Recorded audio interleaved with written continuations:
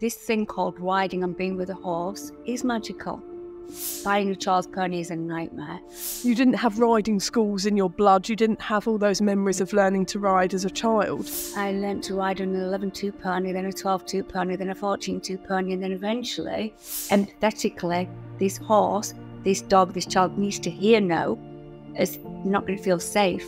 Then all comes around full circle, doesn't it? And take us back, Lynn, to when your son Tom was suffering with his stammer and with anxiety. You'd got to grips with thinking like a pony and with starting to work on your own horsemanship. What sort of activities and training sessions did you do together on the ground to build that bond and to give your son therapy, but also the pony? What makes the bond between children and horses so special? Lynn Henry, founder of Think Like a Pony CIC, knows exactly what makes this partnership so successful. Not only have ponies helped her son recover from anxiety and a speech impediment, her centre of equines assists children every day with their mental health, their self-confidence and expression, and give young people the chance to learn horsemanship. Can you pinpoint the true magic of a horse-human partnership? Let's dive in and let Lynn tell us more. Lynn, welcome to the Curious Equestrian Podcast. Hi, and thanks for having me. Lynn, tell us first how ponies came to find you in your life. That's a good one, how they found me.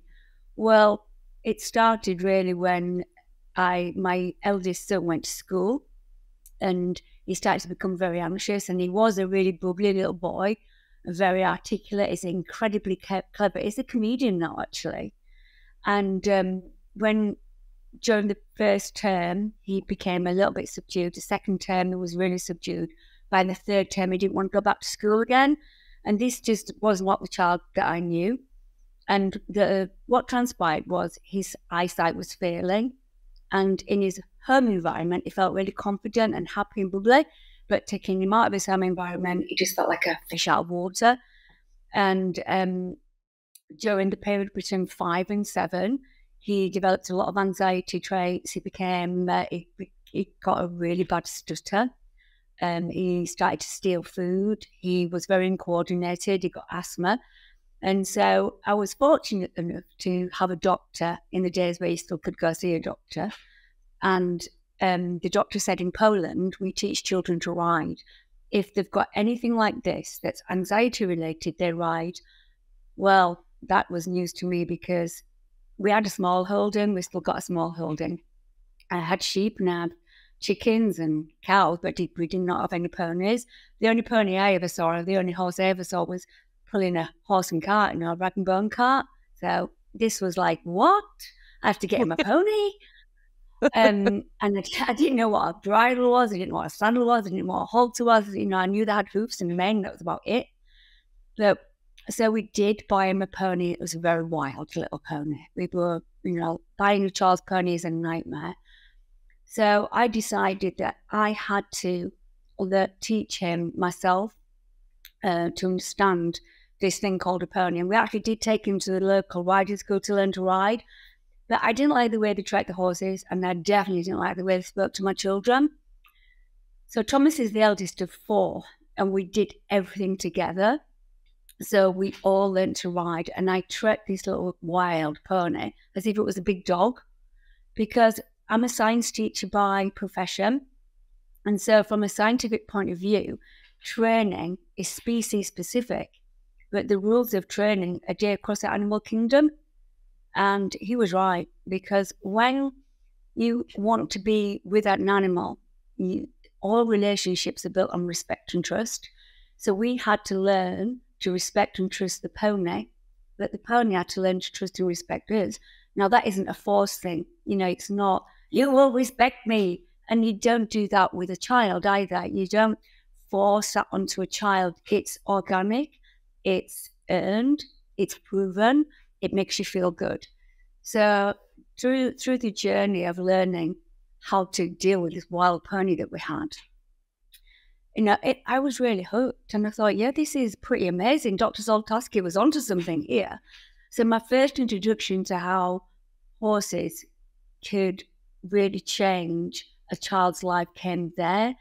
But what happened to me was I just exponentially, exploded with this love for this beautiful animal. So my journey started when Thomas wanted to give up riding. And he said to me, it's all right for you, you're bloody scared of them. And I said, no, language of man. I said, look, here's the thing. If you learn to ride, I will learn to ride. And we did everything together. And as a family, our motto was, you try something and you don't tell me you can't do it until you can. And when you can tell me if you want to do it or not. Because you don't know if you don't want to do it because you can't do it, kind of ethos. So I did learn to ride. I learned to ride on an 11-2 pony, then a 12-2 pony, then a 14-2 pony, and then eventually at a local riding school, which wasn't very nice. I learned on a pony called Brains, who was a chestnut mare who they never let out because they couldn't catch her, and they put me on her. I'd only been riding like 6 weeks in a riding school, and she ran away with me. And I had this overwhelming sense that this horse was more scared than me. And I'm a teacher, I was a mum of 4 children, still am a mum of 4 children. And my heart just went out to this animal. I thought, this is just not fair. And I'd seen that within the riding school environment. And I was starting to see that within the whole environment of, the equestrian world, that there was this really dichotomy and this really mishmash of putting a child that needs nurturing with a misunderstood animal. And the things that people say about horses and ponies at that time then, it just blew my mind, because the whole thing about bringing up my children or being a teacher is you should always ask yourself the right question, and then you will get the right answer. And if you spoke to any of my children now, they would say, oh, she never stopped banging on about that. Ask yourself the right question, you'll get the right answer. Well, why do you think it's going to be like that? What do you think we need to do? Why do you think we need to do it? So the philosophy of this is what you need to do, this is why you need to do it, and this is how you're going to get there, is a scientific principle, really. And it's a principle of training. So when I was introduced to horses, nobody seemed to understand that horse that ran away with me was terrified.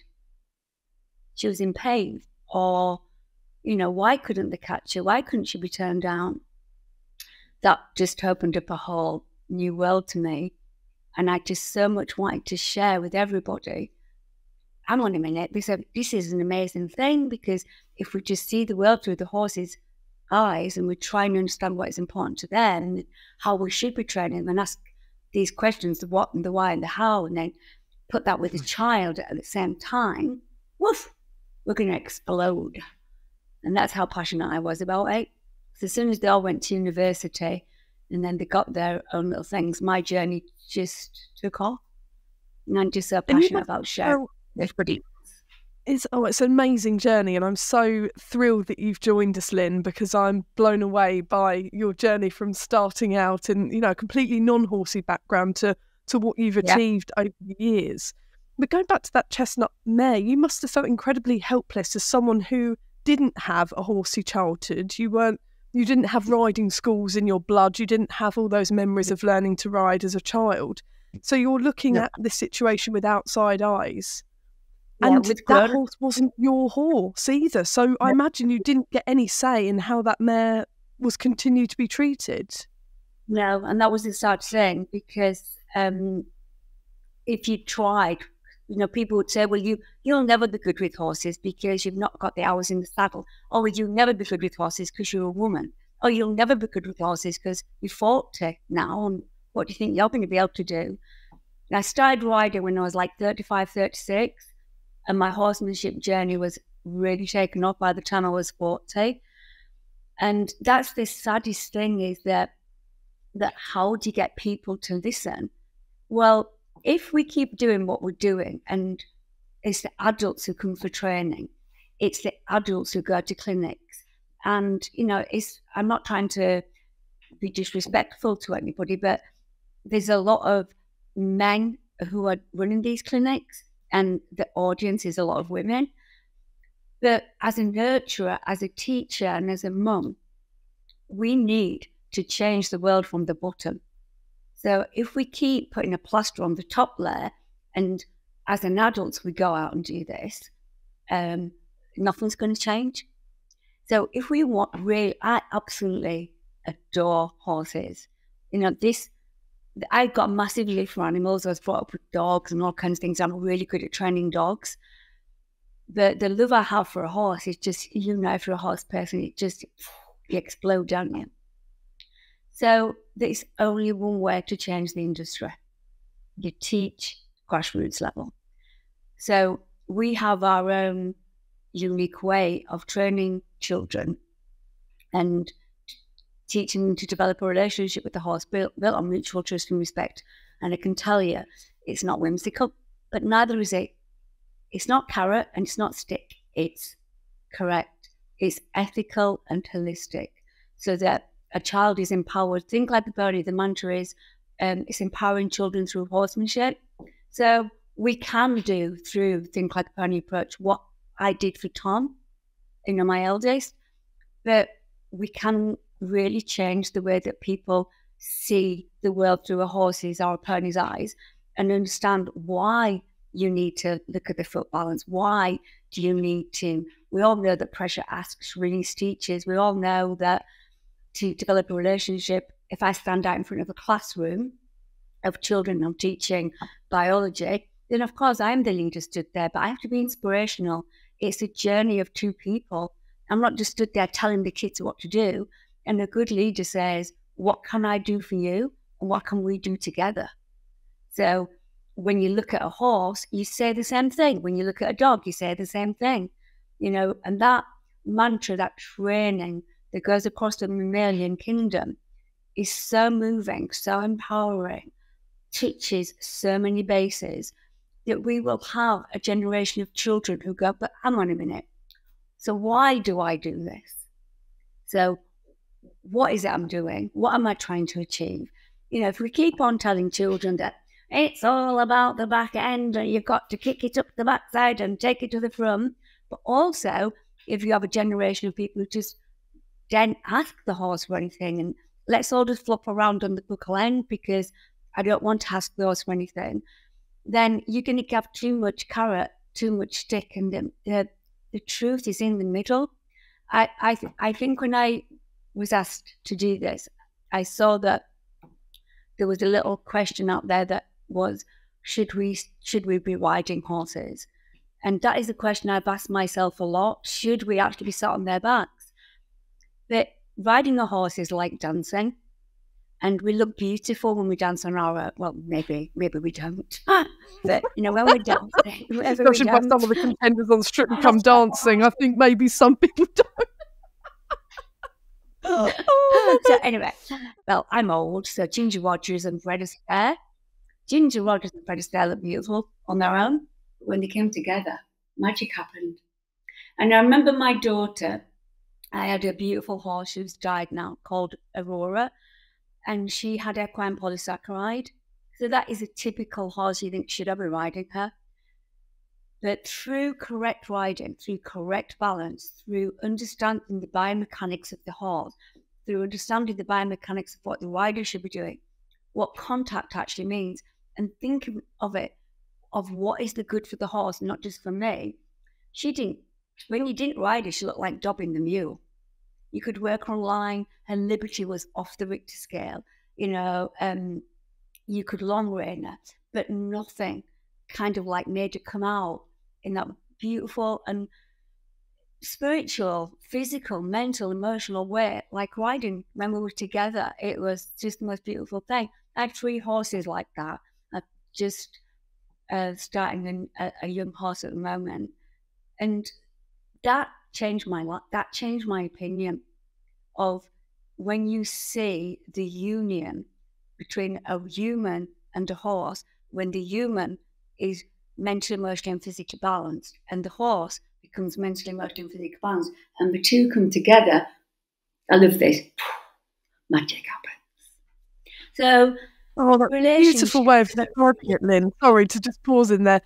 What a beautiful way to describe it, because like you say, when anyone starts to learn, often in a riding school, sometimes through horsey contacts who have been taught maybe the more traditional route, it is about kick that horse on, don't let the horse win, get it going. You're sort of, and it's often in a very loud and abrasive sort of shouting tone.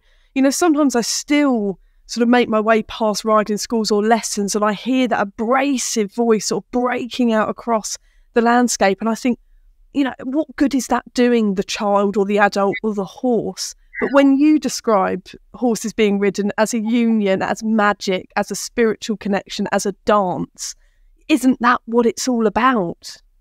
Absolutely, 100%. And this is why I couldn't keep taking my children to this riding school, and I had to do it myself, because I'm not a whimsical mum, that everything in life, if I can hear my kids now laughing, life is about having fun and being happy and comfortable in our skin. And to do that, we have to be fair. When we're not being fair, we know we're not being fair, we feel uncomfortable. And so that's the ethos that we're trying to get over, that, the theme this term at the centre is empathy. And people think empathy is feeling sorry for somebody, understanding them. It is that, but it's also, can I be empathetic enough to dig deep, sit straight, have my feet where they need to be, go through my phases and ask you to do something properly because I really care about you. So when you really understand what it feels like to be a horse, you will dig deep and it brings out your best. Now, that doesn't matter here at the centre in Leeds, whether that's in the riding school, and our mainstream riding school has a waiting list of over 100 children, and we have to keep trying to get them in and do pony days and join the club, because we have our lovely online club, I think, like Pony Club. And one of my dreams would be, one of my dreams is that there would be centres like that all over the country where children can come to learn that this thing called riding and being with a horse is magical. And it can be scary, but fear is a feeling, but the action of that is I become brave, and I do something in a brave way for the good of my horse, and it makes me feel good too. So we get this beautiful relationship. So whether it's in the mainstream riding school, or whether it's in our youth development, or whether it's when we're working with parents on the empowering parenting course, everybody's learning the same thread of understanding the horse. What does it mean to be a horse? How do you train a horse? The fact that horses can't lie, but we can. It's just, I'm going to sound a bit boring in a minute, because it is. No. I mean, 2 decades ago, I was a child in a riding school, and if I could have had horsemanship lessons on the ground, I think it would have been all I would want to do all day long. Because for me, I was in a riding school and I felt this amazing connection to horses. I was obsessed with riding. I'd count down the seconds to my next lesson. But I was being shouted at and I was in a very competitive environment. And for me, riding was all about that feeling, that connection, as you describe it, a magic in the air, trying to understand the horse underneath me, trying to be fair. I wouldn't use a whip, when an instructor would shout, give that horse a good smack, I wouldn't do it.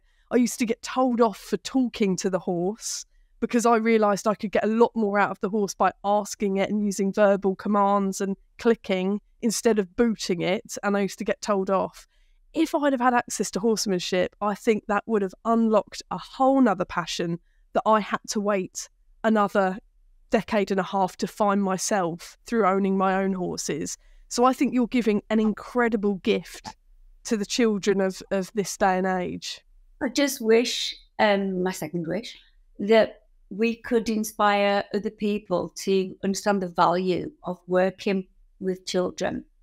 And I have people come and talk to me all the time saying, I would like to work with children. I've thought of writing my own course. And they go, but I've seen that you've done it. Because when I took my horsemanship journey, took me through The first book I ever picked up to try to understand horses was Lucy Reese. And that kind of gave me a lot of insight. And then I wanted to look at the things, looked at Ray Hunt, Tom Dorrand, went to see Ray Hunt when he came to England in Warwickshire. Somebody there was a Pirelli person. They said, try and look at this. I very quickly did become a Pirelli instructor. I kind of like sailed through it. And the reason I sailed through it is because of how I alluded to in the beginning. Ask yourself the right question, you will come up with the right answer. So if, like, one of the things that Pat would say is, can you get the horse to do this without telling you how you did it? I would ask myself, okay. Start to ask myself little questions. So, but one of the things I said to Pat Pirelli and Linda Pirelli at the time when they were still together is that we're just wasting time because we're constantly teaching adults. We should be teaching children. And at that time, they'd not really thought about teaching children. And I remember Dave Stewart saying to me, do you really think that you could teach children? And I said, yes, of course I can. And he said, well, when Pat comes over to England in his next demonstration, do you think you could bring a demonstration team? Didn't even break stride. Just went, of course I can. Didn't even know any children. I was like, yeah, Jesus, I'm not going to do this. So I went on a quest to find some children who might need my help. And there was a lovely little children's yard over in Ilkley called Lambar. And I bought them all head collars and lead ropes. And I trained them for nothing. I trained them 3 times a week. And then Richard Murray at the time, who worked with the Pirelli team, came over to have a look. Can she do it? And he was blown away. And then Dave Stewart had to come and watch them. So I told them there's a cowboy coming to see you. So Dave Stewart came in, being Dave, he sat there without saying a word, hands in his pockets, his hat on, sat on the fence, didn't speak to any of the children, just watched what they did. And he said to them, Pat Pirelli will have a smile from ear to ear watching you. And I took those children to his demo, and it didn't go down well.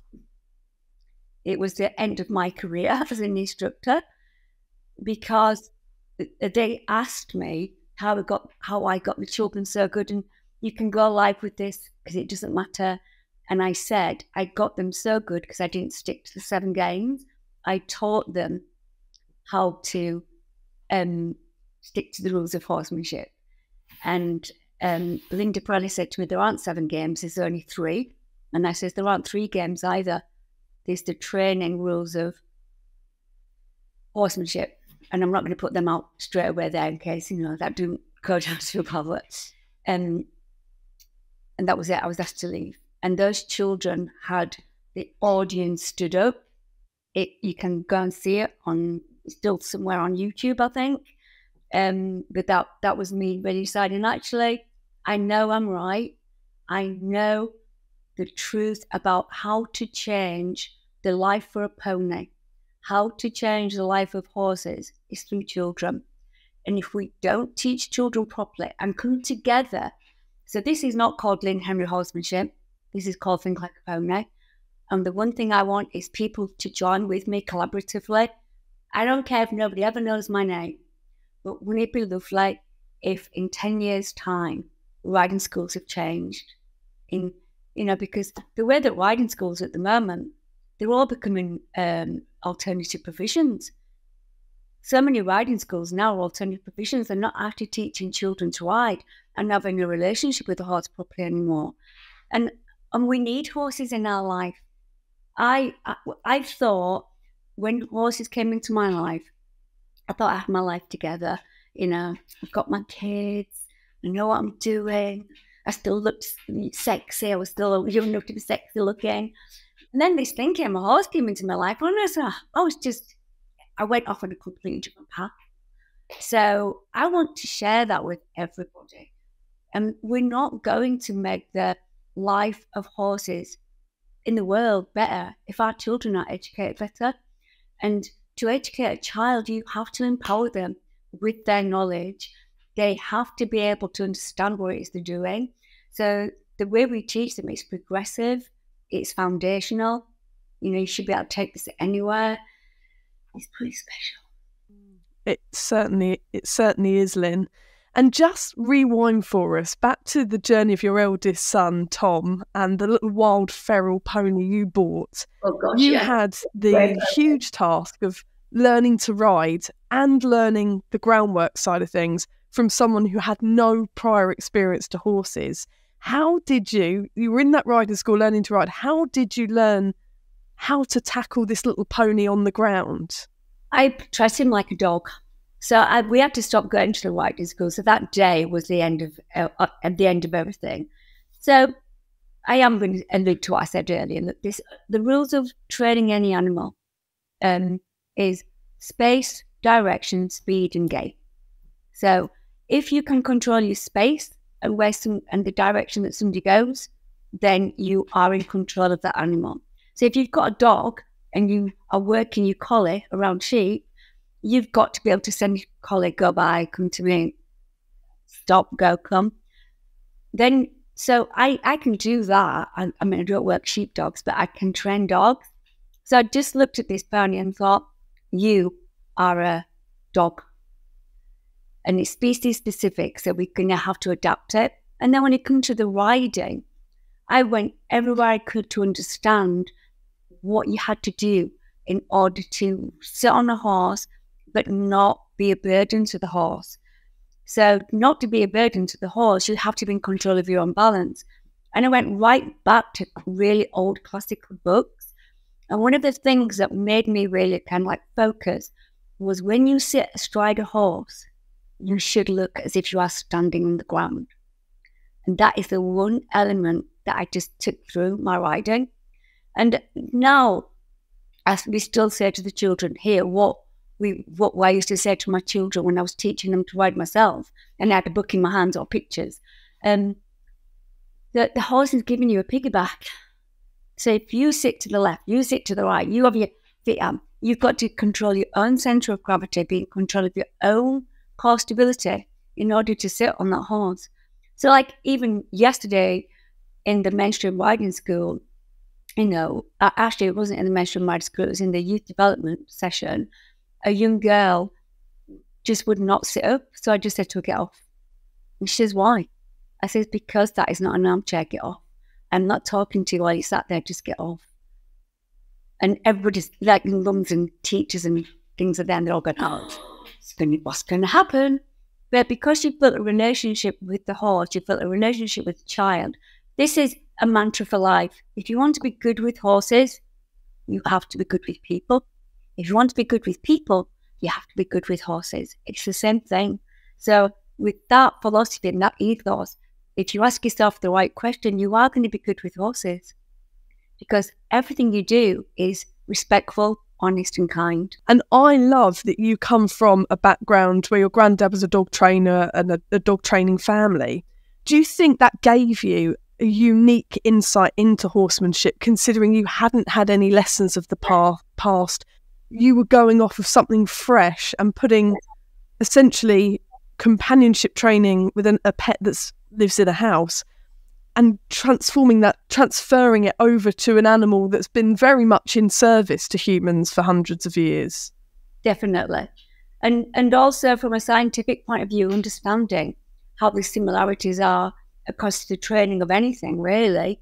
You have to understand the innate needs, not just their physical needs, but the psychological needs of a child, of a dog, of the horse, of an elephant, if it would be still lucky enough to be able to train an elephant.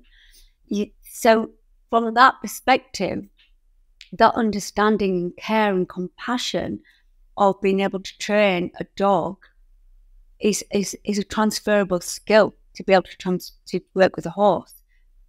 And lots of people have come to me and said, I'd love to work with you, or I've trained people in the past. What would I need to be a trainer? And the one question, the answer I give to that question is just be kind.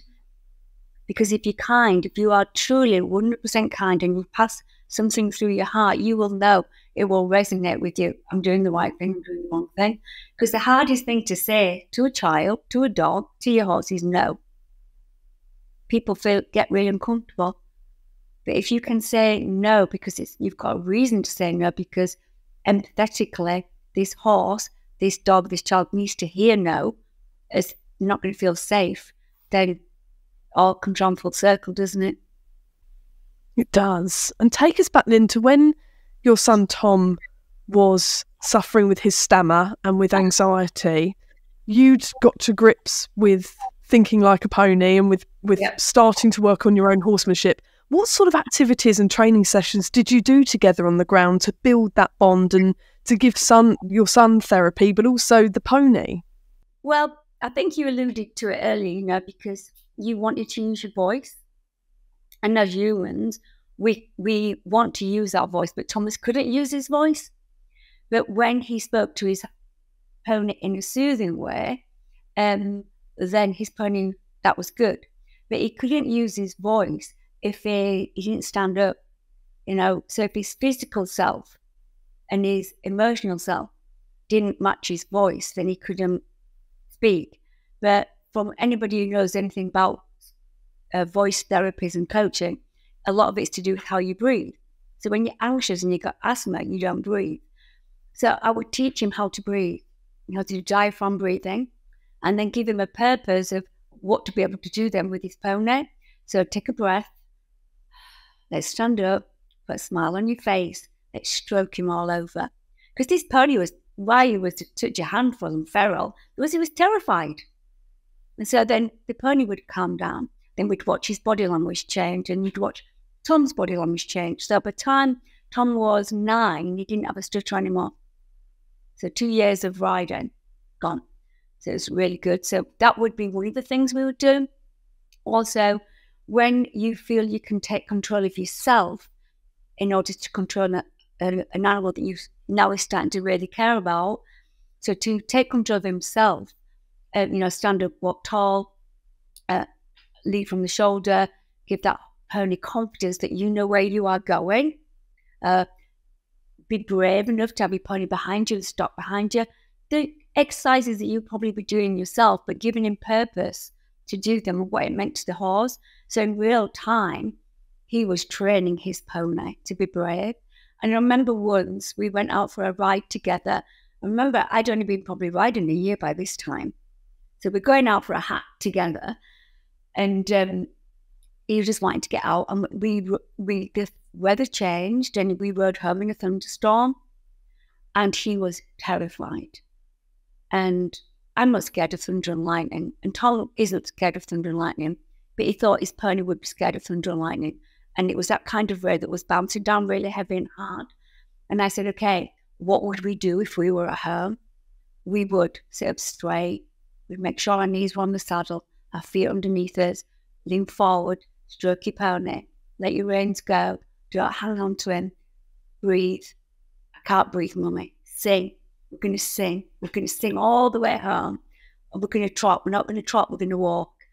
When a pony walks, what do we know? That's when they're calmest. When they canter, what do we know? That's when they're not. So they need to walk so you can think. We're all going to sing and think, we walked home in a thunderstorm. So, listen to your pony's footfall. 1, 2, 3, 4, 1, 2, 3, 4. Taking him through all those things, all those little exercises, ridden. Because when you work a horse on the ground, that should just go whoosh, boom. That's you in the saddle. Nothing should change.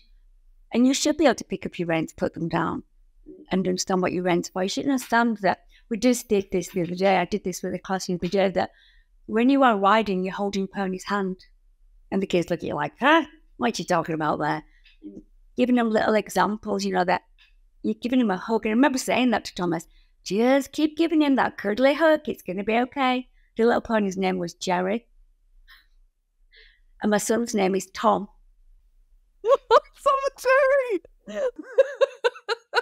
Well, it sounds like we all need you, Lynn, in a thunderstorm or in any difficult scenario with horses.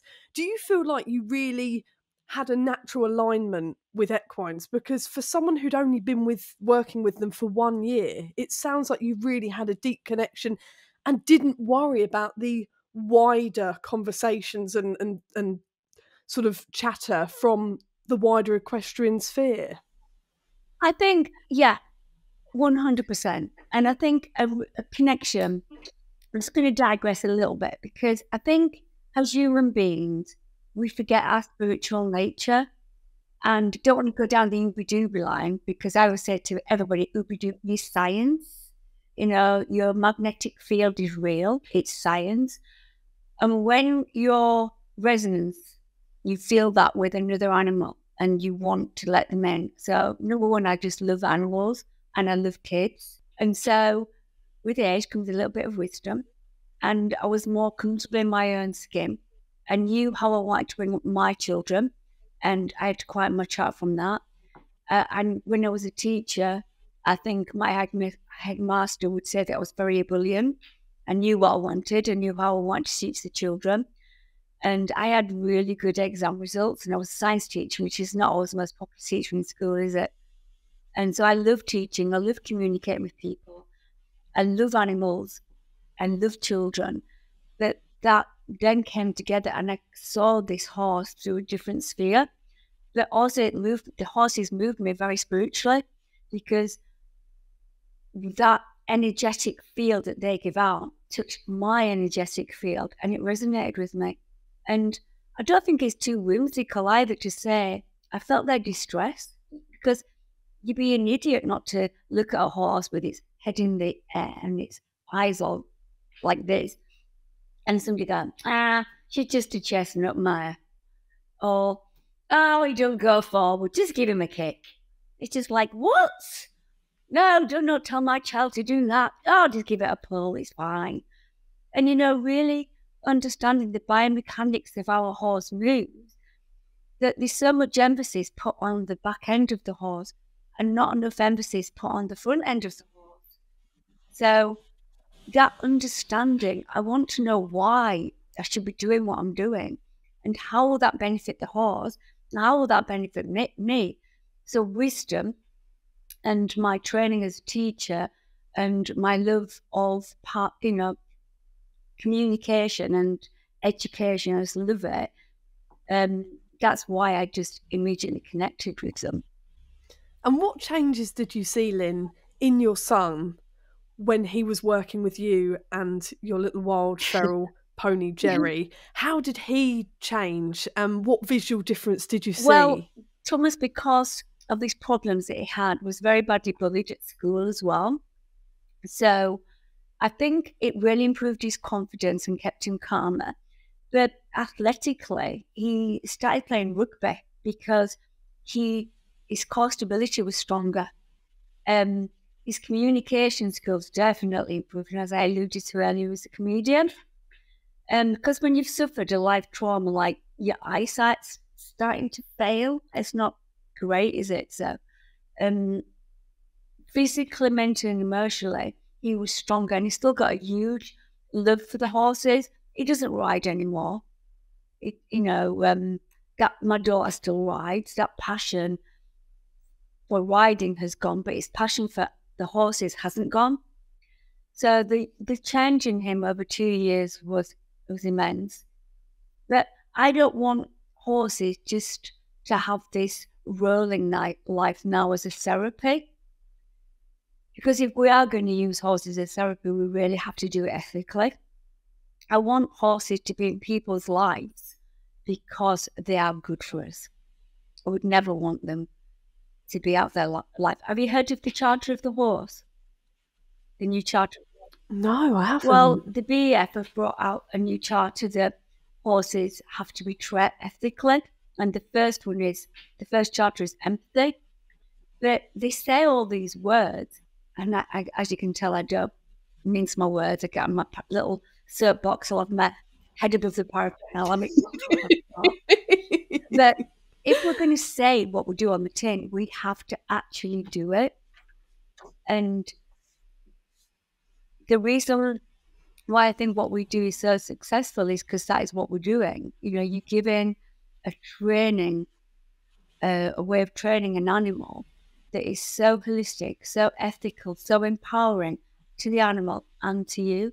So up at the centre, we've got 13 rehabilitated ponies that were gifted to me because they were either going to be shot, put down, turned away, couldn't be anything done with. Those ponies have come through such a beautiful journey that they're all working with in a mainstream riding school and with children with additional needs and with parents on an empowering parenting course. Those little ponies are having the most beautiful life, and they're working. They have a purpose. You know, that lovely expression, go to bed with a dream and wake up with a purpose. Every living animal needs a purpose. So I said to the kids the other day, do you think our horses just standing around going, oh, I can't wait to go to work tomorrow for some numpty to sit on my back? No, I don't think I can be doing with that. But if his purpose is to join with somebody's beautiful energy who really cares about them, and then the numpty decides not to be a numpty and is a mirror image of what the horse would like to be, well, that could be quite an encouraging little thing. So I want that from my dog. You know, I want my dog to not just loll around the kitchen. So, what, you know, there's a little bit of a broad brush there, the purpose, but you kind of get the gist of what I'm saying. So I hope in my lifetime, I'm 68 this June, and I hope in my lifetime, before I die, we really see a change. The Charter of the Horse that the BEF have put out, riding schools, strictly and truly adhere to it. I challenged somebody from the ABRS quite recently, and I said that the Charter of the Horse is there, but you're not adhering to it. It's just words until we actually do something. And until we educate children together, collectively, and educate them properly, then we're not really going to change the world for these beautiful, beautiful animals. Mm. And you've told the story beautifully about how you began to bring children across the country into your horsemanship journey and start working with ponies and children in a natural horsemanship way. But when did you package up your think like a pony approach and think, I can really do something with this, I can bring people on board, I can open to the public, and I can put this stamp on many more children? I tried in many forms at the beginning, like we all do. You know, you try to make your first cake and it's a bit of a disaster, seeing, oh, what did I do on there? So I started, first of all, I wrote some books and they were so successful, and I was really surprised about how successful they were.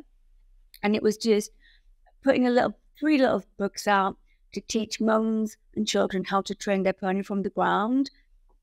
And in the books, I alluded to that there will be a website for you soon. There wasn't, just hoping there would be.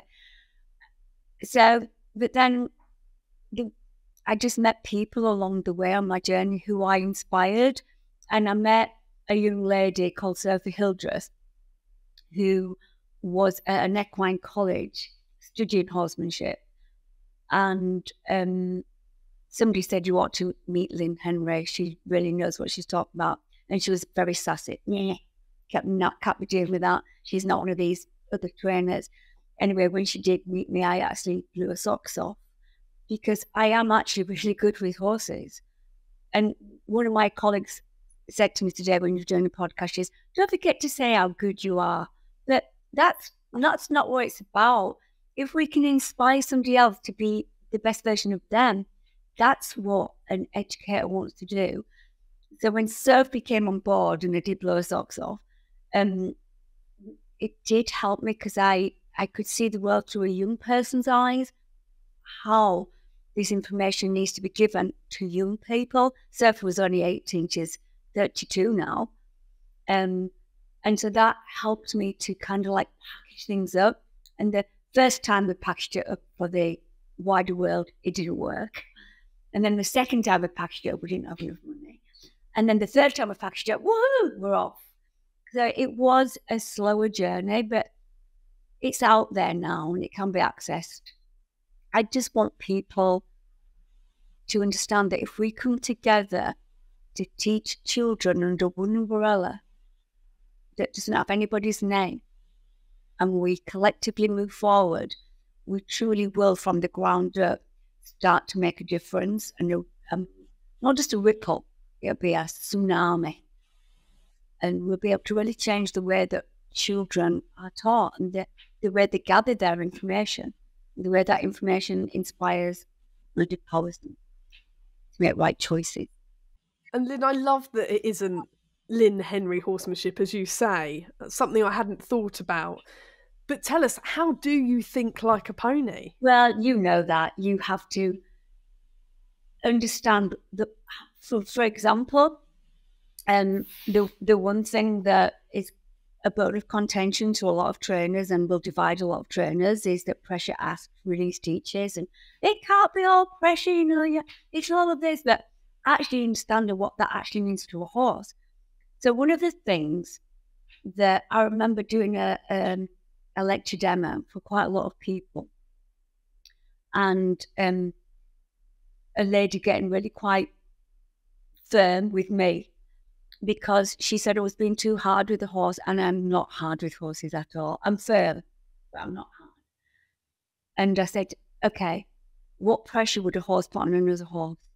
Because what you are saying to me, give the horse a carrot, give the horse a treat, give this, train it with no pressure. Don't you train it with negative reinforcement and all of those jargony words that people use. Think of it simply. Just breathe. How does a horse train another horse? He uses faces. He uses signals. He commits to what it's going to say. He's consistent. Don't make me move my feet. If I have to move my feet, you can be in trouble. This is the language of a horse. So if you think, okay, I'm going to train you, but I'm going to be a horse, then you have to be a horse. And if you're not willing or strong enough or kind enough or respectful enough or calm enough to be a horse, then go get a guinea pig. And I actually said that to her in the demonstration, and she stood up and walked out because I challenged her. Because you have to be strong. If I want to have a dog, and the only way I'm going to train that dog is with treats, now species specific, you can train a dog with treats because they beg for food. Horses don't beg for food. If a horse can take another food off another horse, they're either really good companions, it's an equal, or the other horse goes, no, you're not having my feed. So, relationships are very complex, but you have to think, how would that horse handle that situation? So I have to be the horse, I have to be the dog, I have to be that. So it's from that scientific perspective. So we didn't understand elephants. I mean, the elephants are my favorite creature in the world. So we didn't understand an elephant, how to train an elephant. And now with the knowledge of how elephants train other elephants and what the hierarchy means and why we need this cohesive structure, look what now, how we've rehabilitated and helped elephants to get back on the right foot, if that's the right expression. So that's what that means. And when I think I said to you earlier, I was lucky enough to see Ray Hunt when he came to England. It's only been twice, and I've seen him both times. And he said to me in the audience, he asked the audience if he wants a question, and he was sat in the shade. It was a very hot summer's day, and people wanted him to talk to him, and I queued up wanted to talk to him. And he says, oh, yes. He says, you're the lady in the audience with all the questions. And he said to me, you really think, don't stop thinking. And I said to him, would you sign my book? He said, no, I have never signed a book in my life. But he asked his friend for a sticky note, and he put on it, and I've still got it, and he put on it, think. So this is why it's called Think Like a Pony. See, it all comes round, but you can say the same things in many ways. It seems to me that adults want everything packaged up so it sounds really clever. And the lady said to me just recently on an instructor course that I am running, what you do is really simple and it's very effective, but it's very hard to execute. Well, as you gain in knowledge and competency and understanding and control, then it isn't difficult to execute because it becomes very natural to you. And that's what we want for our children, to be really natural with their animals. Isn't that why it's called natural horsemanship? You are looking at the world from the horse's perspective. That's what that word should actually mean. And how important is it that we teach our children to step outside of themselves and think about another animal, another creature, other than, you know, the big I am? Because then, like the theme of empathy, this term, when you actually, one of our psychological needs as a human being, and a horse doesn't have exactly this psychological need, is that we benefit emotionally, mentally, and physically from helping and benefiting another. So it's got a special name, and there's this a really positive feedback loop that when I make you feel good or I make you smile, I feel good. So if you can really help another animal to feel the best they can be and understand that animal, then you are advantaged. So every relationship has to be a win-win. It's not rabbits, but if you have this respectful, honest relationship where I understand you, you understand me, then this connection, like I alluded to before, is magic, because I am growing. I'm the best version of me. You are growing. You are the best version of you. And we see each other. In life, we need to be seen. And when we're not seen, we feel lost. We lose our voice. We hide away. We become aggressive or fearful. The horse does exactly the same. But if we understand ourselves, we understand the horse. So the journey to horsemanship is magical. Gosh, I use that word a lot, don't I? Magical. It is. It's a big. But what a wonderful word to use, and an inspiring word to use for those who might be listening who aren't yet on a horsemanship journey. And I wonder, Lynn, as well, we're currently in a mental health crisis as a society, but also particularly our children are. How important is it that they have access, children of all backgrounds, to horses in the equestrian world? It's incredibly important. But we can just stand next to a horse, and that is empowering, isn't it? And the icing on the cake is when you really make that relationship with the horse. And you alluded to that earlier, that relationship. Then you go to another level. Sorry. Oopsies. That's my cake. Is that someone at the door? Stop trying to take them out of your bookies. And I'm so sorry. I love it. Are you baking a cake, did you say? Multitasking, delivering an interview, baking a cake, inspiring the nation. I've always suffered from anxiety, and really serious anxiety, where I would actually faint, vomit everywhere. I could never sit through an exam class. I didn't finish university properly because I was so anxious. So being an educator, being a teacher, I wanted children to always to be able to take control of that fear. And when that fear rises up, the action that you make to make that go away is you become brave. But how do you become brave?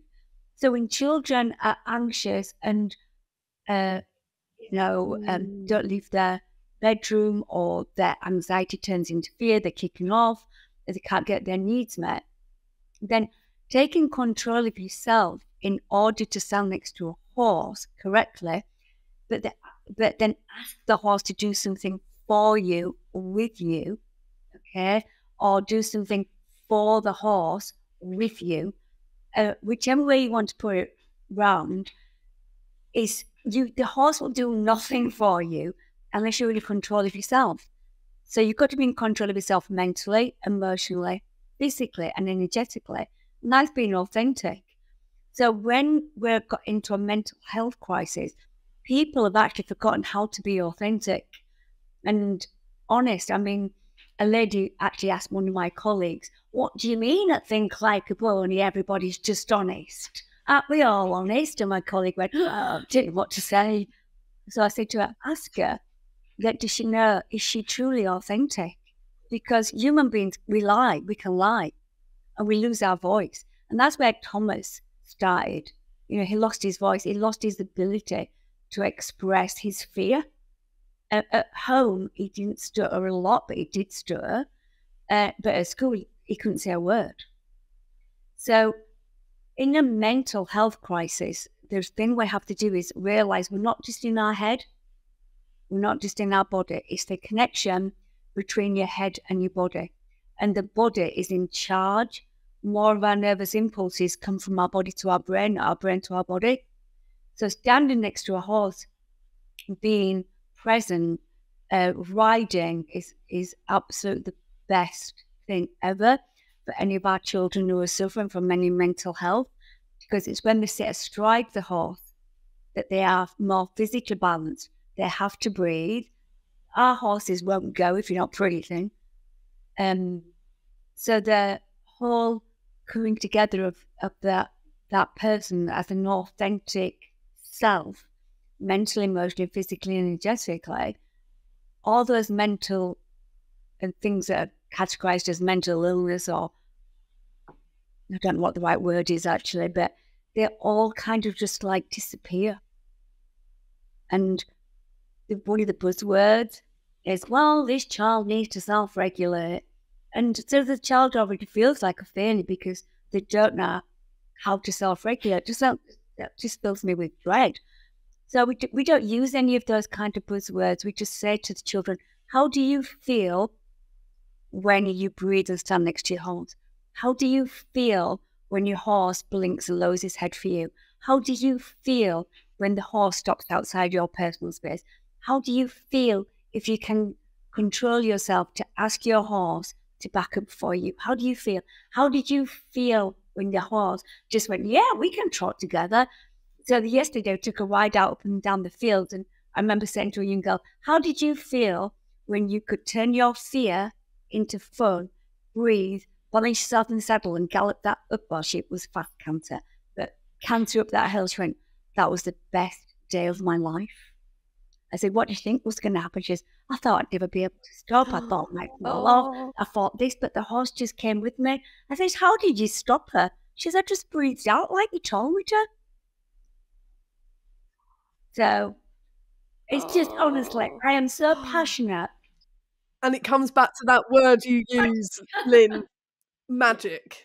That is why you keep using that word, because moments like that, to hear the child share those feelings with you, is absolute magic, isn't it? And to think, you know, as human beings, physically, we are small and frail compared to these mega beasts that we're working with and riding with, but yet the use of our breath can control them in that moment, and we can actually work together. And because the use of that breath controls me, it puts me back in my body, and I'm okay. Did you know, here's a fact, if everybody's listening, if you sigh, the word, the expression is sigh with relief. And if you sigh, it resets your nervous system. So if you just go, it resets your nervous system, and you should feel it. If you're sighing correctly, you'll feel it in your solar plexus, because that's where that feeling comes from, and with the vagus nerve and your parasympathetic nervous system. I know all the jargon, but I don't want to jargonize anybody, because we're getting lost in words, and we need to go, actually, it feels okay. So as I'm talking to you now, how many times have I done this? Because I feel it here. And so we instinctively know when we're on the right track, and we get that gut feeling.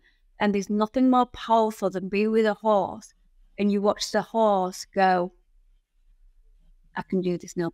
This really happened yesterday. So we've got a little pony. He had a really traumatic life.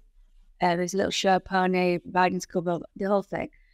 And when I went to see if we were going to have him, and I stroked my hand down his back, he bit me and kicked at the same time.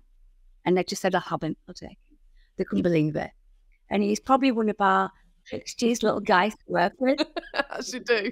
Anyway, this little girl was working with him, and she was nervous because I'd said, when I was doing a little demonstration, make sure you use your faces, make sure you breathe, because if you do this too quick, too rough, and you're not listening to the horse, then he's going to tell you. And I went, one pony who will tell you is that little pony there, which was her pony.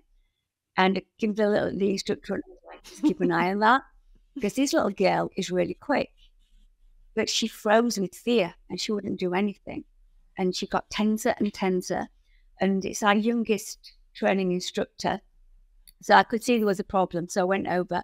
I said, okay, nothing's happening in this little place over here. Can you tell me what's the matter? She couldn't speak. She just was giving me the whole body language, the shrubby shoulders that I'm not speaking to you. So I said to the instructor, do you know what's wrong? I knew what was wrong. And she said, yes, I do. She's scared. I said, okay, is that the truth? She nodded at me. I said, okay, until you speak to me, we're not going any further. You'll stand here with your horse, just brushing him or breathing. We're all going to go do something else until you can find the strength and the confidence for your horse, not for me, for your horse and yourself, to say, I'm scared. Now, people think that's, oh, she's so hard. What a hard woman. That's not nice. But what actually happened was, the little girl looked at me and she said, Lynn, I'm scared. And the minute she said it, and honest to God, this was the most magical moment, a pony stretched, the dog and the mule stretched to do. And I said, no, what just happened? And she said, this little girl is 9. She said, I just let go of all of my stress because I used my voice, because they know to use the voice, they have to be able to breathe. And when I spoke, my horse stretched because he let go of my stress. I was stressing my horse out, wasn't I? I said, you were? I said, but who are you stressing out more? When she says, myself. I said, we'll never forget that. Go get your tack and get on. Magic. Magic. It's not whimsical. The horse is the most beautiful conduit to helping to heal. But to heal, you have to take responsibility for this thing inside you and finding the bravery. So her emotion was fear, but the action was being brave and she rode like a little star. And she's only walk. She's not swatting and cantering yet, but she's walking ethically, holistically. The horse is moving, he's tracking up, his neck is stretching, he's turning correctly. It's what you would love to see if you had a little girl and she was learning his riding lesson. It's wow, isn't it? I hope that's not scared anybody think they might listen. There's nothing worse than, well, no, but there's nothing worse as well as being rushed. I can remember it was always about learning to ride, was always about that next step. It was all about mastering the walk, but actually, okay, you can walk, you're confident, right, now you're going to trot. Oh, you can trot, you're not scared. Now you're going to canter. Now you're going to jump. Oh, why don't you want to jump? Oh, why don't you want to go higher? And there was always that pressure to hit the next target. So how fantastic that children can learn and just walk without scaring the life out of them before they've even mastered each phase. Yeah. And the fact, that when I speak to them, you said this earlier, that there's always booming and shouting. People come up to our centre, it's so quiet and peaceful. And the tone of voice I've just used to express how I, explain to her, well, we can't go any further and you can't get on. We're all going out. It's not a threat. You're not trying to disadvantage somebody. You're not going, oh, well, you're a naughty girl. If you can't do that, you're staying in this corner. It's a huge process of understanding that without that step, you can't take the next step. And you wouldn't want to, because then she would have ridden then in fear, because she'd never got over the first step. So you're going to stay in here. You're not going to stay and stand and look at your pony. You're going to stay in here. You're going to brush, do something else. Because the tack they were given was to massage the legs, the forearm of the pony's leg, and she just was scared. And that's absolutely fine. But owning your fear, feeling your fear, saying you're scared, that takes the fear away. And then she rode. So it's not you being punished. It's we have to stop now because we can't go any further.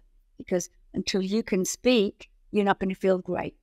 So I just praise it. I wouldn't like anybody who's listening to go, oh, that's a hard approach. It's honest, it's fair, it's reflective. And the horse is saying, don't come near me with that attitude.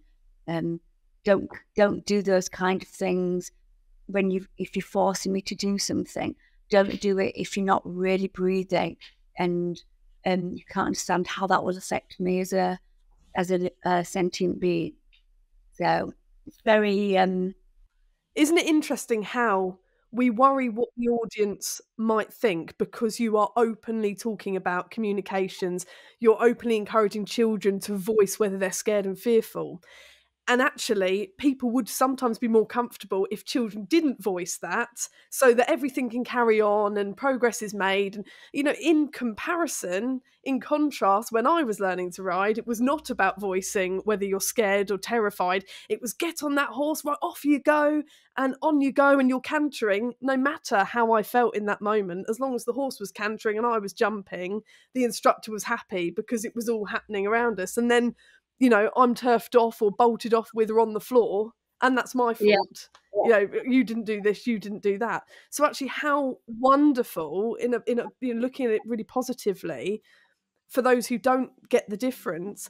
You are having that open communication with children, taking it slow, stopping things before they're out of control, and getting children to openly talk about how they feel instead of just on everyone goes and it's 90 miles an hour and who cares how anyone feels. And it's also, she knew, without telling her, she then understands for herself, that's the empowering bit, that when I'm not breathing, I'm scaring him, I'm going to sit on his back in a minute.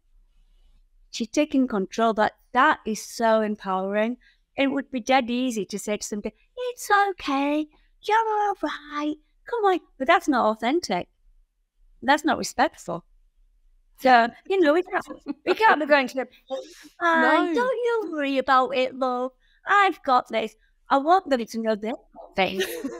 That you've got this. And if you haven't got this, I will make sure that I'm here to help you to get this. That's my job as your trainer. I'm going to reflect this to you. So this is what we're going to do. So the children feel nurtured and respected. That lovely thing, love is a doing word. So the kids know when they come to us, it's got a very loving atmosphere. But sometimes, it has to be firm because love can. Gosh, do you know what, Lynn? You've just also made me realise that sorry to interrupt you, Lynn. I've just realised that also when we do say to a horse, a person, don't worry, you're fine, you're actually putting your own emotions, you're telling them how to be, aren't you? And I'm even thinking about my own language where maybe I'm lunging a horse and they, they might spook or they might bolt, and I'm saying, don't worry, ooh, you're fine, everything's okay. I'm actually telling that animal that everything is okay, when actually, how is the animal feeling? And opening up that question. Yeah, and it's okay to be scared. It's okay to be mad. Without every emotion is a call to action. So if you are scared, it's a call to action because that makes me feel uncomfortable. So what do I do now to be comfortable? So if a horse goes, I'm scared, and its call to action is to run, it's our job to go, well, you don't need to be. If the little girl, because they can't use names up, for these little children, but if this little girl was scared, no, the call to action is. So that's so true and so important. And also, if you praise when, if I just said to her, it's okay, you don't have to do anything, you don't have to talk to me, then I'm reinforcing that it's okay to stay in that place. It's supposed to be calling you to action to get out into a different place. The only job that every living thing has is to be comfortable. That's our all driver in life, to be comfortable. You could call it joy, happiness, whatever you want to call it. So that is a super important part of connecting and communication. We need those connections. We need that communication. So because I want to live that life, I want to live that life with my horse. I want to live that life with my dog. I want to live that life in my garden. I'm one of those gardeners that goes, oopsie, sorry, didn't mean to pull you off. Oh, I just knocked your head off. I'm really sorry about that. One of those crazy gardeners. So, life should be joyful, right? And then also, I love that you are open about Well, exactly. And I love that you're open about your own experiences and about your mental health, because at a time where society does still perceive mental health as some kind of weakness, it's so refreshing to hear you say, someone who is an inspiring leader, someone who is making waves in the equestrian industry. Actually, I suffered with debilitating Still do. anxiety. It's amazing to hear the journey you've been on, and that you can use that in your work by empathizing with those who also suffer, but by saying, actually, you know, it's something we can all go through. So I went down to see my child. I went down to London this weekend with my daughter just for the day, and you know, it's like train journeys now so full of jeopardy, aren't there? Is the train going to come? Is anybody going to drive it? And how many 2 trains were put together and 3 trains were cancelled? It was terrible, and somebody jumped on the tracks.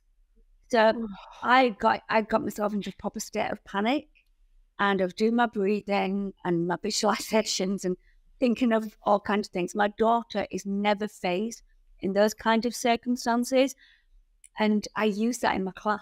I told the children that fear comes upon you, you know, and you feel like I'm not going to cope, but I am going to really lose the plot. I thought I was going to faint. And my daughter left me and she said to me, stand there and don't move. I'm going to try and find out what's happening. But I got jostled, and I'm quite a feisty little creature, but I just moved. People jostled me, I just kept moving.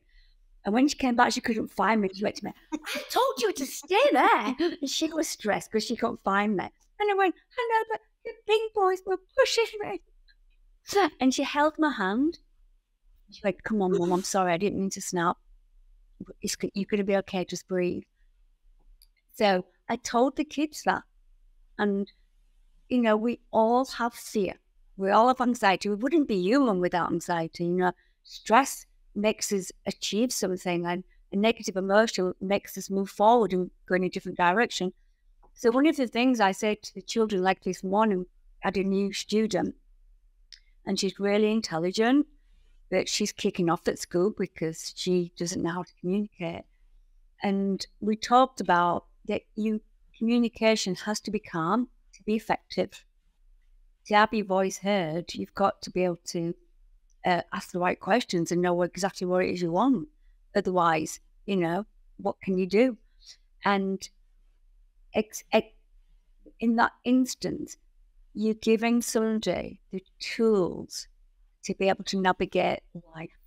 So when the children, and it's all on the club website.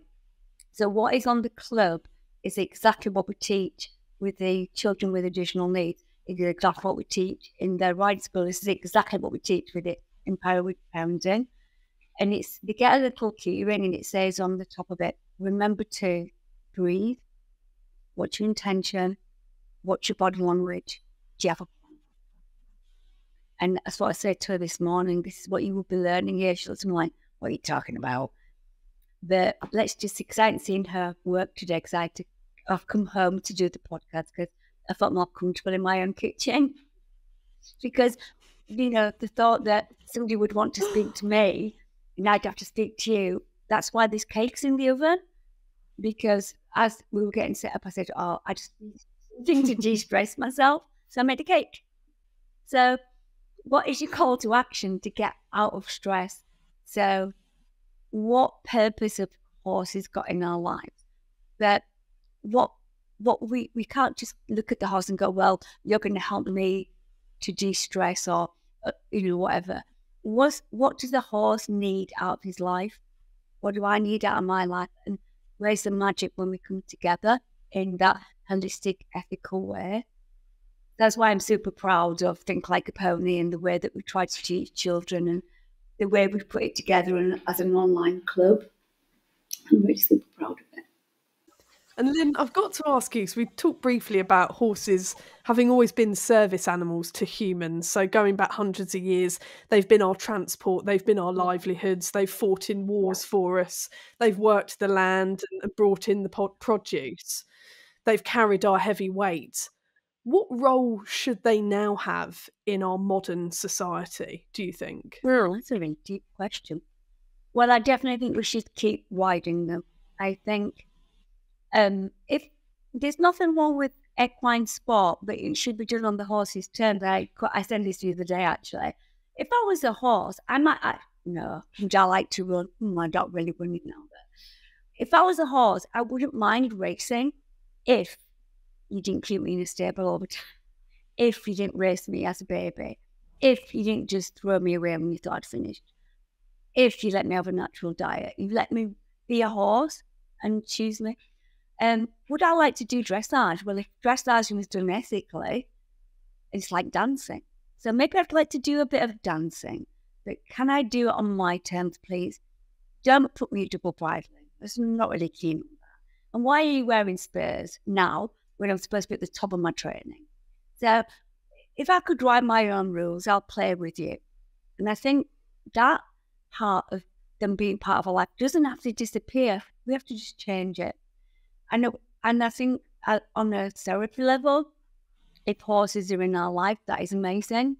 But if we're going to use them in a therapeutic level, we have to really respect them as a horse and train them as a horse and allow them to be a horse.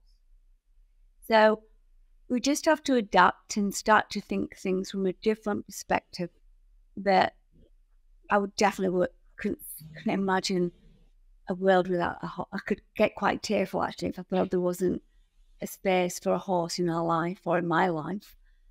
But when my last horse died, I was just distraught. And I'm sure you've had similar experiences. And I just didn't know how another horse would come back into my life. But the horse I've got now is super special.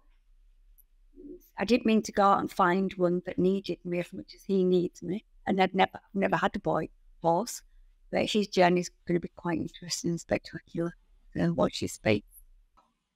And what role do you think they have in the current mental health crisis, Lynn? Because if you think we've always historically as humans lived a life very close to horses, but now more than ever, society is removed. They are often seen as, like you say, a sport or a luxury that only some can afford. What role do you think they have in helping humans with the current mental health crisis? Massive. It's a massive role that, again, just to reiterate, if we work with them, with their nature, and we mash our nature and their nature together, then they can move us in a way that nothing else can.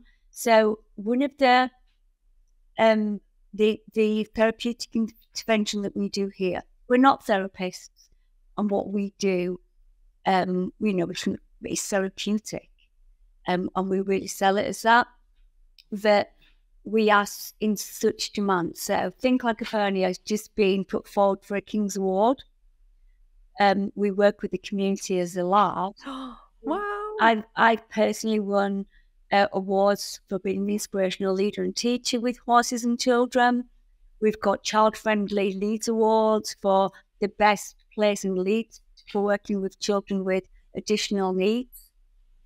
So because what we are actually doing, it is a doing thing, and lots of therapists are talking therapies or this therapy or that therapy, but we're not a therapy. It is the way that we interact and the relationship we ask a child to make. We ask a child to reflect on how do they feel, that then exponentially what's taken somebody 5 years to get Jenny to do, she does in 5 minutes when she's with us. And quite often, the relationship is so strong with the team that I would personally be called into a school to be able to speak to little son, so he's kicking off, he's going to do something terrible. And I appear and I just go, what are you doing? And they go, oh, I don't know what I'm doing, Lynn, actually. Don't know why I'm doing this. Because to have a relationship with a horse, you have to be 100% authentic. People don't look at any of the staff or don't look at me and go, well, did you see what Lynn Henry did? They'll probably go, oh, I expected Lynn Henry to do that, because she always is.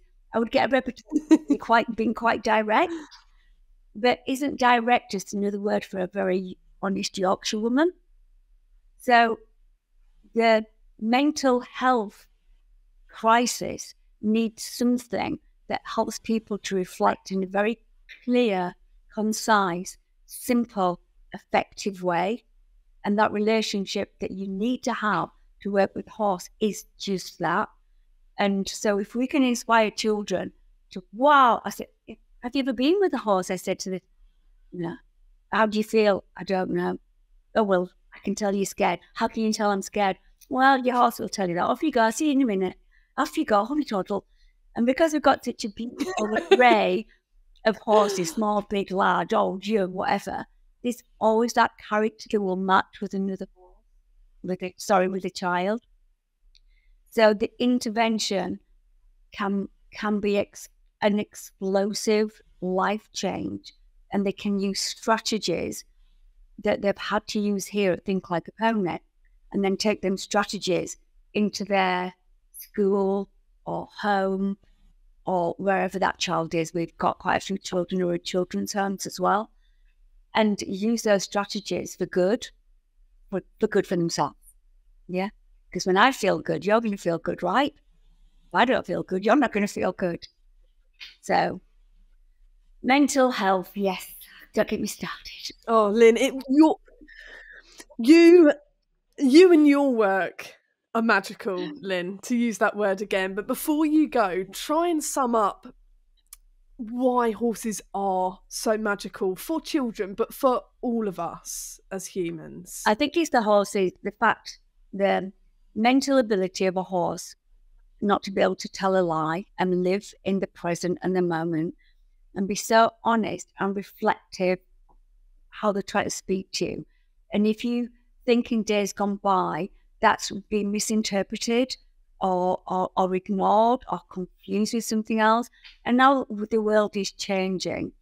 And if you have got a willingness to stand next to a horse and understand and try to interpret their language, what it is they're trying to say to you, then that is just so special. Did I answer that question? Did I? Yes. And I love how refreshing this conversation is, Lynn, because I think, and this isn't just me alone, we all hate liars, don't we? We all hate people who don't tell the truth. Yeah. And we need to be able to trust as humans, other humans, how amazing that these animals can teach us how to be better. Yes. As a species. Yes, because if you are not mentally, emotionally, and physically balanced, because of the type of horses we have here, that they are all rehabilitated. And I've never rescued anything in my life, and I've never met a cruel person yet, but I've seen cruel things from ignorance. Then the impact that we can have by learning how to be truly authentic and passing. I always say this: you can say absolutely anything if you are kind. So we manage each other's emotions, don't we? Like, don't really tell her that. How am I going to get out of this one? Or what will she feel if I say that? Or, oh, she might kick off if I say that one. So, but you can't be that with a horse. You have to be you. So come on, who is there? You step out, show the horse the real you. Now, when a child steps out and shows the horse the real them, you see the light come back on in the child's eyes.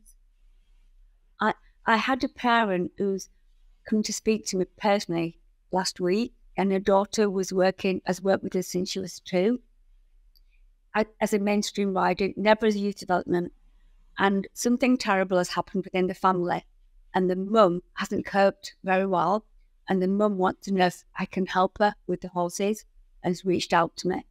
And I asked how her daughter was. She says, Lynn, because she's always had to think like a pony in her head, because she's always had these questions posed in her head, she fell apart for a little while, but now it's just on track.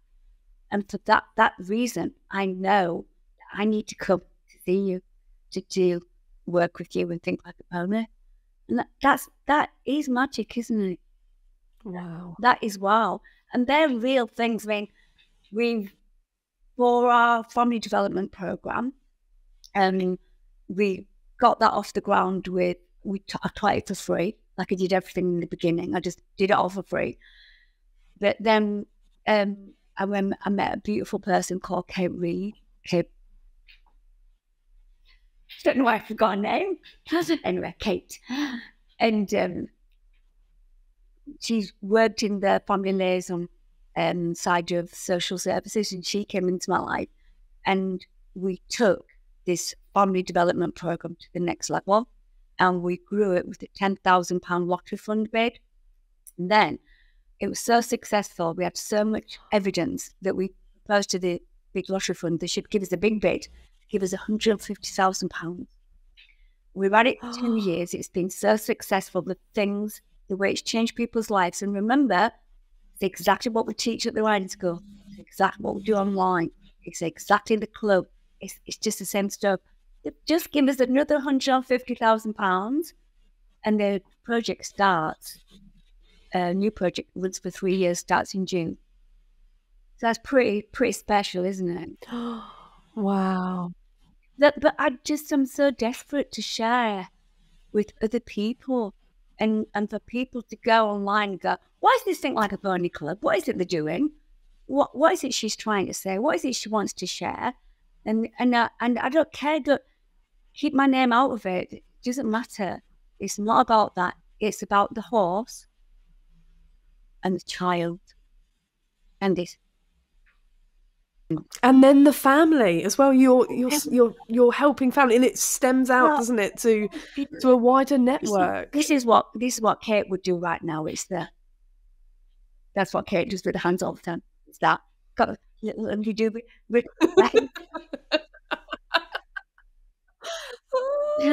Well, a huge congratulations, Lynn, on everything you've achieved. And it is a huge honour to speak to you this morning. I was so excited to talk to you about everything. Any time at all, because I'll have a piece of cake and I'll think about you, darling. But thank you so much for giving me the opportunity, because the only thing I ever ask for, and this is in my prayers nearly every day, please just give me a voice so that people can see that this is here. This is here for everybody, for the mainstream, for anybody with additional needs, for families, for grown-ups. If you looked now and you says, I'm going to go and have a look at that Think Like a Pony thing, let me know, give you a free membership, and then you can tell me how you work for it. Do you still do horses now? Yes. Right. Yeah, so I've got a little sanctuary actually that I run with my mum, and we've got a little tiny herd of rescue horses and some rescue sheep as well. And actually, this is my Winnie here, who sadly this morning has come in with her front legs lame, so we've got the vets to come out. But she's had an incredibly traumatic story, so I am riding her there. We did reback her, but she had 5 homes before she was 4. She was passed from pillar to post. She was tethered. She was beaten. She was drugged. So had an awful rotten time, and has come to us. And if she chooses that she wants to be ridden again, she will be. But right now, she is being a horse. She's out in a herd. Yeah. We do lots of groundwork, and she's taught me so much about myself and how I manage my energy when I'm around her and when she finds something traumatic. So many lessons to learn from Winnie. We rescued some miniatures from being shot. So like you, I just think there's such a special bond between horse and human. Yeah. You know, I've had off the scale anxiety throughout my life. I've got a chronic invisible condition as well, and horses help in ways we don't even understand. I don't think I could have coped with what I've been through in my life so far without these horses, and just blown away on a daily basis by what they can do for us. Absolutely. And I only share anything spiritual with people I know that it resonates with, because we're all on a spiritual journey. Humans sometimes lose a little bit of a track of that, and that spiritual nature and that spiritual connection with the horse, when we let them in, how it resonates with it. Kate once said to me when she first came, gosh, you know, the way you can pick up on energy and people's energy just blows me away. I think I'll ever be able to do that. And now Kate's going to me, did you feel that? Did you feel that? And it's just feeling that having horses in your life that opens you up more as a human being, but still keep your feet on the ground and still can speak your truth and still can say no. It's just, it's beautiful, isn't it? So let me know if you want that. It really is. You have to come up and see me. Please, yes, please. Yes. Yes! Oh my gosh! I would absolutely love that, Lynn. I think we should come and do a visual documentary with you, because we're doing hour-long documentary episodes all filmed, so we should definitely arrange that. And I bake. What's your favourite cake? Say again, Lynn. Sorry, I said I'm gluten-free. I'm intolerant to everything, Lynn. Are you? Well, that's no. But I love a gluten-free carrot cake. Well, my daughter's gluten-free. My daughter and my granddaughter are both gluten-free. Oh, no way. Yeah, I can make gluten-free. Perfect. I can even make gluten-free. I'm definitely coming to you for cake and ponies. There you go. But one of her favourites is a gluten-free cheese scone. If she feels down, my daughter shows us, yes, will you make me a gluten-free cheese scone, please? And we go, so you're a woman of many talents, Lynn. You can bake, you can cook. Garden. Oh my gosh, Lynn, that's amazing. Okay, well, look. Thank you so much. For those listening, Lynn, who want to find out more about you, who want to get in touch, who want to track you down, how do they do that?